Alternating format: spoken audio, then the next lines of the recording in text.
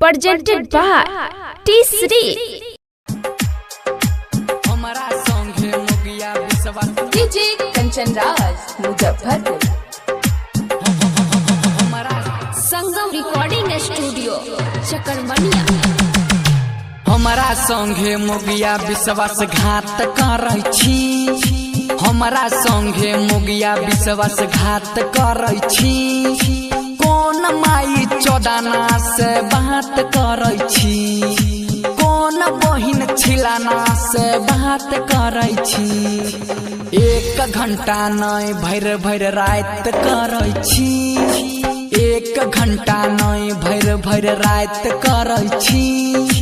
कौन बहिन चौदाना से बात करै छी।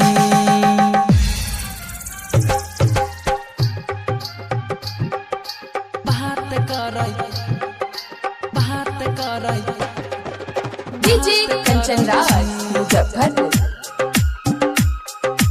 कौन बहिन चौदाना से सिंगिंग बाय सागर सुमन। पहिने जब खटी के जरै छियौ तोहर खराचा। तोहर आई तोर देबौ मोगिया गैचा रसा।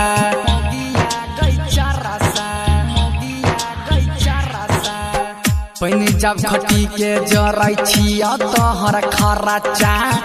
आई खून तोरी देबो मोगिया गैचा रसा। लुच्चा लफुआ मोगिया के लाट धरै छी। लुच्चा लफुआ मोगिया के लाट धरै छी। कौन बहिन चौदाना से बात करै छी।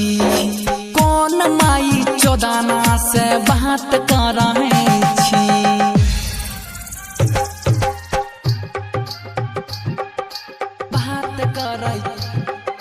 बात करै डीजे कंचन राज मुजफ्फरपुर।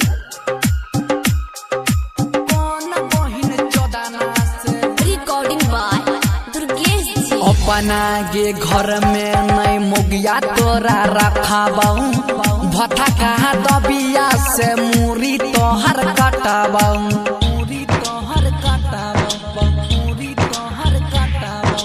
अपना गे घर में नहीं मोगिया तोरा रखाबौ।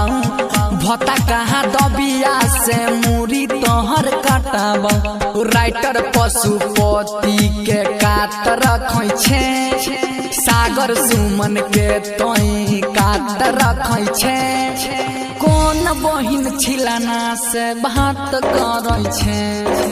कौन माई चौदाना से बात करै छी। संगम रिकॉर्डिंग स्टूडियो चकरमनिया।